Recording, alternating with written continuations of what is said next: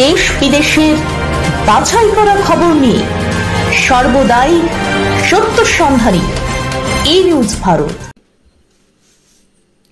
নমস্কার, ই নিউজ ভারতে আপনাদের সকলকে স্বাগত। শুরু করছি ওয়েদার আপডেট। আলিপুর আবহাওয়া অফিসের পূর্বাভাস অনুযায়ী ঝড় বৃষ্টির হলুদ সতর্কতা জারি করা হয়েছে দার্জিলিং, জলপাইগুড়ি, কালিম্পং, আলিপুরদুয়ার, কোচবিহার, উত্তর ও দক্ষিণ দিনাজপুর ও মালদা জেলায়। আগামী 2 দিন অর্থাৎ বুধবার পর্যন্ত জারি থাকছে ঝড় বৃষ্টির সতর্কতা। প্রাক বর্ষার বৃষ্টি শুরু হয়েছে জেলায় জেলায়। ঘূর্ণাবর্তের জেরে মঙ্গলবার রাজ্যের কয়েকটি জেলায় ঝড় বৃষ্টির পূর্বাভাস দিয়েছে আলিপুর আবহাওয়া দপ্তর।